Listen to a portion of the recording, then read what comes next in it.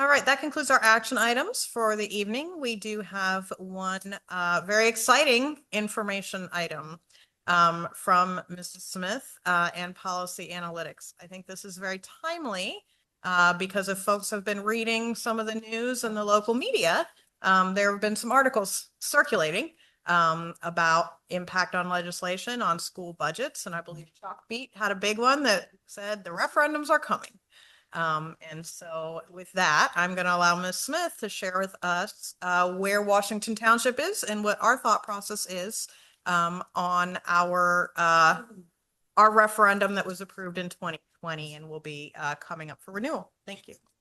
So President Fry, I'm going to actually kick us off this evening. So I appreciate the opportunity to provide an operating referendum update. This is a presentation we've titled The Promise, the Progress, the Renewal. The reason for that is because we're going to break it down basically into three parts tonight. So I want to first begin by acknowledging the heaviness with which we bring this proposal to you for discussion this evening. And I just want to emphasize it is just for discussion this evening. We recognize that proposing a referendum renewal is a significant request, and it's also a significant lift. And it's not something we want to do simply for the sake of it. However, it is something we have critically analyzed basically this entire school year. As you know, board, we've engaged in quite a few conversations and engaged our professional partners, one of which Ms. Herndon is here again with us this evening to offer us more education. But since SEA 1 has passed, the game has changed, and we're aware of that. And we have been looking at our financial forecasts for the next 8 years and trying to think what is the best path to move forward for our district and our community. And I think we're one of few, if not the only government entity that needs to budget forecast for 8 years out. So there's a few key points before we dive in tonight that I think it's imperative that the board and our community knows. And first, Indiana ranked last in the nation and increases in education spending from 2003 to 2023. Indiana public schools have lost $4.1 billion since 2009 due to the imposition of the tax caps. Indiana ranks 37th in the nation on per pupil education spending. And then finally, the Legislative Service Agency estimates that due to SEA 1, public schools in Indiana will lose $744.4 million in total across 3 years starting in 2026, with the greatest losses happening in 2028, with a projected revenue loss of $336 million. So we believe the time to act is now. We are fortunate, however, in Washington Township schools that we have had a very supportive community that has helped us mitigate these losses over the last years. But we want to make it clear that in order for us to sustain and continue our progress, we have to continue to engage our community and we have to continue to have this support. So as we talk through this referendum opportunity this evening, we want to make it very clear that this is not about anything new. This is not about adding. This is not about new buildings. This is about our current people. Operating referendum is about people. And Dr. Kaiser is going to share with you a little bit more about those people and the important roles that they play in our schools. And we simply want to propose to the board and our community that we just want to sustain it because we're seeing progress. We believe in the staffing that we have, and we want to continue to reach toward those bold goals that we set as we launched into our new strategic plan this school year. So while the slides contain financial data this evening, the heart of this renewal proposal is about the human beings, our educators inside our buildings, doing the hard work with our students and our families every day. So if the board approves placing this referendum renewal on the November ballot, which will bring a resolution likely in June at the next board meeting, it will allow us to sustain funding for the people who make our schools safe, who make our schools supportive and successful. So with that, I want to turn it over to Dr. Kaiser to talk about our current status of the 2020 operating referendum.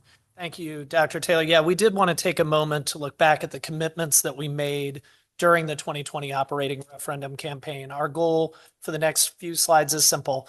It's to demonstrate that the promises we made to our voters have been faithfully kept, and more importantly, that those investments are delivering a tangible return for our students and our staff. So by renewing the referendum campaign in 2020, we committed to continued staffing of our 8th elementary school. Today, that building isn't just staffed in alignment with our other schools, it has become a thriving community. It has an identity and a sense of pride so deep you'd think its doors first opened in 1958 rather than just a few years ago. Crucially, this additional capacity has allowed us to more effectively balance elementary enrollment across the entire district, ensuring that our class sizes remain within age-appropriate ranges at every grade level. We also told our voters in the 2020 renewal that would allow us to prioritize our most valuable resource, our people. We committed to using operating referendum funds to raise compensation and to remain a competitive employer in the Indianapolis market. We made good on that promise. In November of 2020, we approved $3,860 as an annual raise for our teachers. And in February of 2021, we implemented a 4% increase across the board for our classified staff, as well as targeted market increases for positions that were trailing local benchmarks. Those are not just numbers on a ledger from 2021. They are one reason that we can recruit and retain the best talent to support our students. Our commitments at that time also extended to the well-being and the safety of our students. We promised more support, and today every building in the district has a dedicated social worker working in that building. We have more Washington Township school police officers in our halls, keeping our students safe than we ever have before. And then there's transportation. You can see athletic and transportation on this slide. We committed to adding drivers, and we continue to recruit aggressively. If anyone in the room or watching online knows of anyone who has a CDL, please message me immediately following this meeting. The reality is that our referendum-funded position pay increases for our drivers and our staff have kept us stable.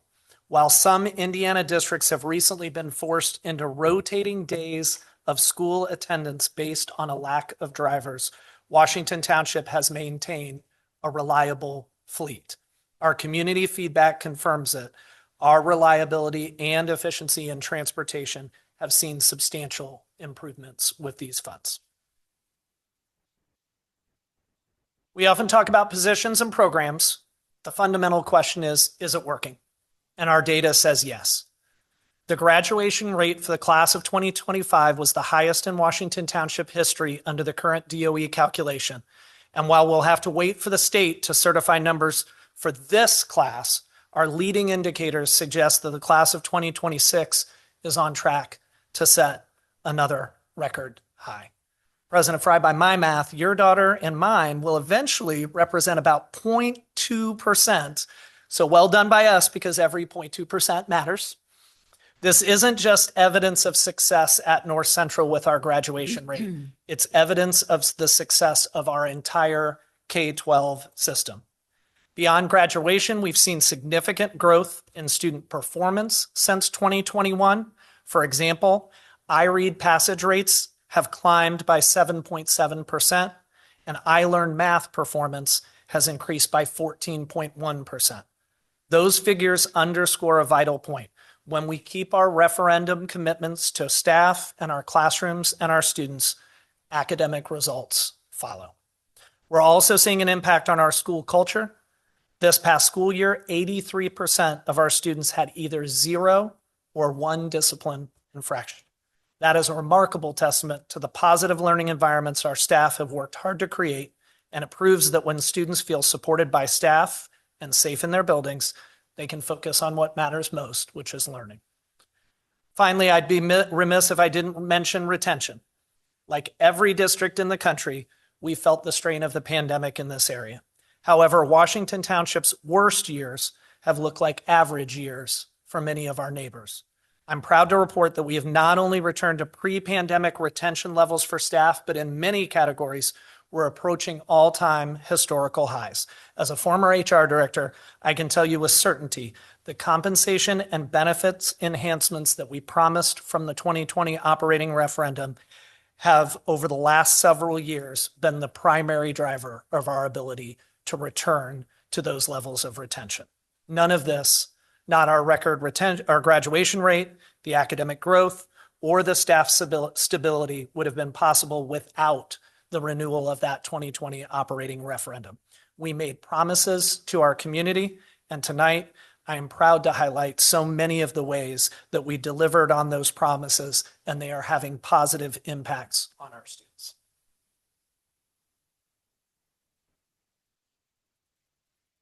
Lots of great information, huh? Love hearing all that. Well, like Dr. Taylor alluded to when we first started, the systems around us have changed significantly. While our commitment to fiscal responsibility and efficiency have remained constant, the external systems around us have changed dramatically. State legislative has changed on how local funds work. The gap between basic state funding and actual cost of running our school has severely widened. Talking about the impact of SEA 1 and revenue sharing, the same local tax rate now generates less revenue for the district, period. Because we are now required to share local approved dollars with charter schools, the exact same tax rate now generates less revenue for our district. We'll hear more in-depth numbers as policy analytics comes up in a little bit. The math of the squeeze. This one I like, just talking about how the widening gap between essential funding and operational cost. We call this the operational gap.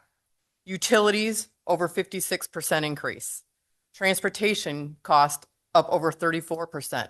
That includes bus purchases, fuel, and other repair items. And also the ever-rising insurance and other operational costs that we all deal with, even in our homes.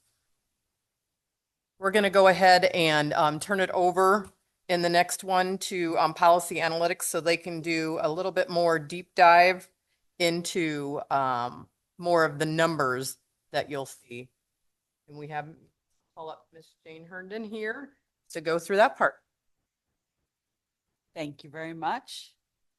President Fry, Dr. Taylor, board, thank you for having me back. I think I was here last fall talking about Senate Bill 1. So we now have a little more information. It's a little drag there. Okay. Just a reminder, Senate Bill 1, I'm not going through all this again, I promise. But as you recall, homestead deductions are increasing until 2031. At some point then, by 31, 2/3 of the value of the home is taken off the tax roll. Same thing with rentals. Those deductions are increasing to the point that 1/3 of the value comes off tax rolls. And there are other changes in Senate Bill 1 that has the effect of holding down assessed value. And as you know, assessed value is what school corporations and other governmental entities use to apply their tax rate and to get revenue. Here's some information about other school corporations in Marion County, and this is their total tax rate. And you see there that Washington Township, even with the existing referendum rate, is on the lower end of the other school corporations in the county. When we compare you then to Hamilton County school corporations, you can see, again, you're in the middle to the lower end in total tax rate. Of the school corporations on this slide here, all of them are expected to go to a referendum in November, with the exception of Hamilton Heights. And most of them are asking for an increase in their referendum rate instead of coming back for a renewal with the same rate.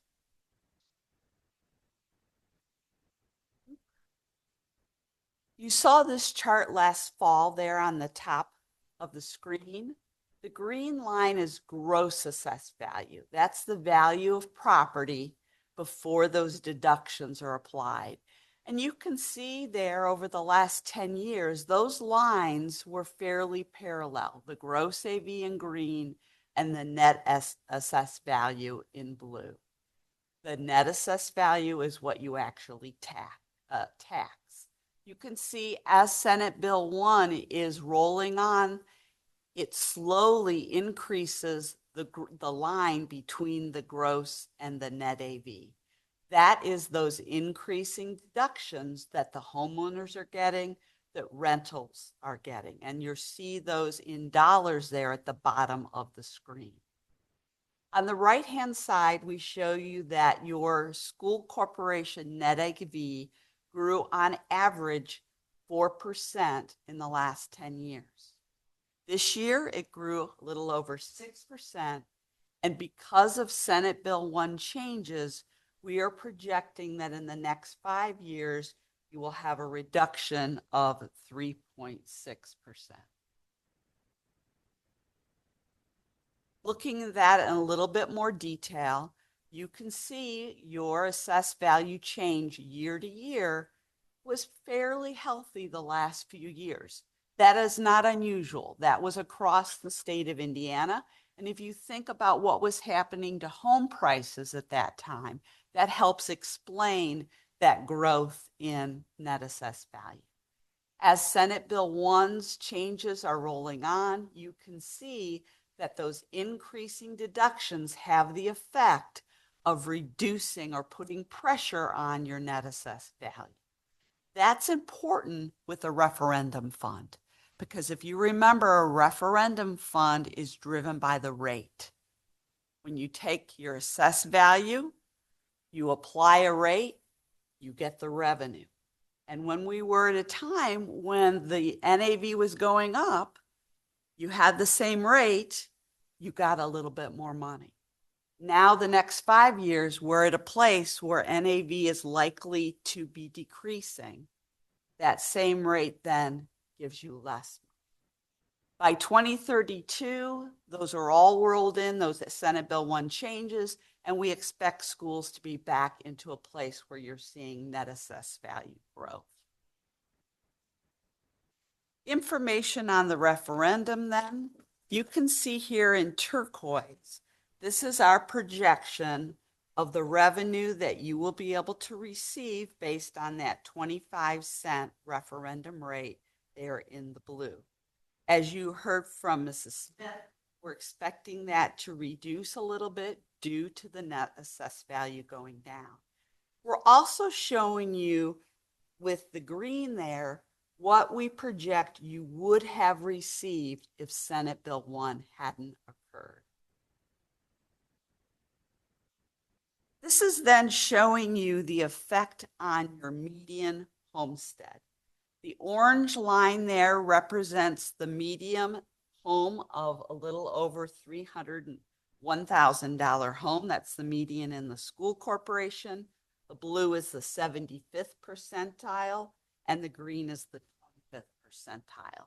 Again, just focusing on the orange here, this is the dollar amount that this taxpayer is paying towards your referendum.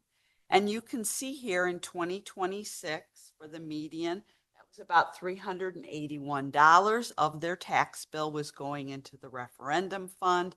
And we're expecting then over the next 8 years that that will decrease down until the 2031. And at that point, it would start to go up slightly. This is a look at the tax bill for, again, that median homeowner in the school corporation. And I want to direct your eyes to the gray line there, or the gray box, and it says median homestead gross assessed value. 2025, this home value was at $276,000. 2026, it changed or grew to $301,000. That is the change in the market that's still happening with home values. Going down then that row on 2026 and the tax bill there in gray, you can see that the overall tax rate actually went down this year. And then all the way down at the very end, you see a line item that says post CB credit, meaning post circuit breaker. This homeowner got $285 new homestead credit due to Senate Bill 1. That's unfunded, so that means that's lost to you, the city, the county, but it is a credit that this homeowner got. That then resulted in their overall bill being reduced slightly from 25 to 26. You then see we put on there a dashed line. That is the liability that this taxpayer would have had if Senate Bill 1 didn't happen. And so there's a lot of confusion because people are expecting a lot lower bills looking at the headlines from Senate Bill 1. And in many communities, my bill went up. Many communities that's occurred. Or it didn't reduce as much as people thought.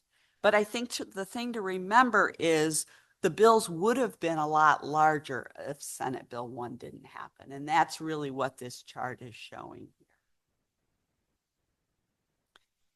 Your administration asked us to put together a chart showing the different levels of homeowners in addition to rent properties and commercial properties. We showed the impact due to the referendum in 2026 in dollars.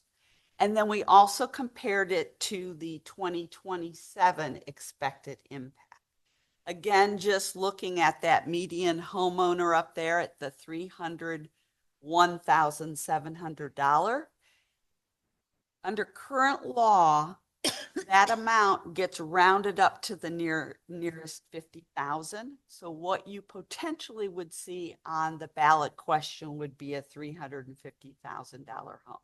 The auditor's actually going to give us that value. It's possible that it gets down below that 300,000. And if that happens, that's the value you'd see. But for right now, we're using that $350,000 home. You can see in 2026, $453 of their tax bill went to the referendum. And we're expecting in 2027, if the renewal is approved at the 25 cents, their bill actually will go down by about $17. And then you can look at all the different value homes down the way there. You may ask, well, why is it different from the lower value homes to some of the higher value homes? That has a lot to do with the way Senate Bill 1 works. Quite frankly, when it's a $300 or 10% credit, a lower value home is not getting that full $300, for example. But you can see there's a reduction actually in the amount that taxpayers would be paying in 2027 with this renewal. We then show you an example of the question. As you heard from Dr. Taylor, you'll be asked in the future board meeting to adopt resolutions that have the actual form of the question in it. We're just right now giving you some of the financials that you are likely to see in that question. A few of them say tentative because the determination by the auditor is going to affect some of those numbers. We would expect them to come down a little bit. It's not very likely they would go up from what you're seeing right here. That is what I have to present. I guess one little takeaway, I will say from our perspective, your administration and you all have done a really great job managing difficult situations. And with that relatively low rate compared to other school corporations, it looks like in conversation with Mrs. Smith that you're going to be able to weather the next 8 years really quite well. We're working at or know about 45 school corporations who are going to the ballot in November, and there probably are only a handful that are able to renew at the same rate. Most of them are asking for a higher tax rate, so you should be commended for that. Thank you, Ms. Herndon. We'll continue on with parts of our presentation here. Let me get that back up if it'll come up. Okay. So moving on, we go into, talking about our responsibility and our stewardship. We have optimized a lot of things within our control. As you see, we've saved over $500,000 just in cooperating purchasing. We've earned back-to-back energy efficiency awards while renovating our buildings. We secured external grants and outside funding. We built reserves to soften the financial impact that you heard Ms. Herndon talk about. Doing these measures has maximized internal efficiencies. We remain committed to leading with transparency, responsibility, and an unwavering focus on our students. Talking about the proposal, the 2026 proposal, we're not coming forward because we haven't planned. We are coming forward because even with optimal financing planning and savings, the current regular funding system simply does not fully fund what it takes to run our schools for our students. The 2026 proposal is a continuation of our promise to our students, our families, and this community. Maintaining staff and maintaining supports equal continuity for our students. Let's be clear. We want to make sure that everyone understands what this is. A renewal of existing local commitment, maintaining the current tax rate of 25 cents, protecting our class sizes on our classes, protecting the existing staff our students rely on every day, ensuring continuity of current safety, mental health, student supports, and academic programs. What this is not a new tax increase to the community, not funding for new building constructions, not an expansion to hire staff for new or expanded initiatives, not an addition to capital debt service. This cost of inaction, you ask what happens if this would not pass? What does this do for our district? The choice facing the community has a direct, immediate implication for every classroom. If this fund is not renewed, the district cannot absorb the loss without impacting students. We will be forced to make reductions, not in theory, but in practice. A non-renewal would force reduction in essential staffing roles, larger class roll sizes across all district grade levels, fewer student programs and athletic support structures, reduced student supports and school resource officers. These are not theoretical outcomes. These are the practical realities of funding shortfalls.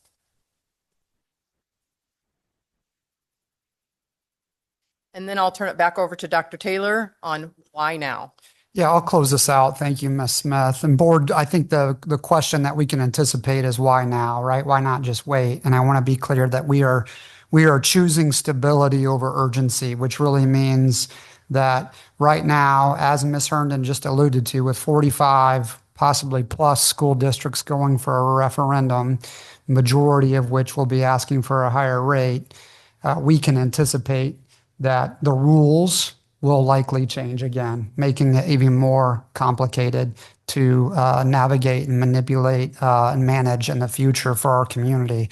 So we believe right now, based on our projections, that we are well situated to not ask a cent more of our community, even though we will get less and they will have a savings by supporting this operating referendum renewal, that we can sustain our staff in what could be a turbulent time moving forward if we were to wait. And so we just want our community to know that this is an ask of us to continue the promise that was really set back in 2016. And we want their support to continue that promise, to continue that stability, to continue the progress that we're making. As you also know, why now implications. Also, you have to consider and factor in charter school sharing. If we go in 26, our charter schools with students who have legal settlement in our district who choose to go to brick and mortar charter schools, we have to share a portion of these funds with them. They have to opt in to that process in 2026. If we wait in 2028, the law states they have to opt out. And so there's a difference fundamentally in that approach. And so we are factoring that as well, because it's not only going to be a reduction in what we're going to get by renewing at this rate, we're also going to have more to share. And even still within that, we feel confident that we can sustain and stabilize during what could be turbulent waters in the future with could be a highly contested 2028 election moving forward too. And that is optics that we've taken into consideration as well. So with that, we're happy to open it up to the board for questions. Again, thank you, Ms. Herndon, for being here and being a thought partner throughout this entire process. We appreciate policy analytics for it as well. So turn it over to the board. Board questions. I'll start by saying, a lot of the questions I have were answered. This is an extremely clear presentation. I don't have any questions for right now, but board, how about the rest?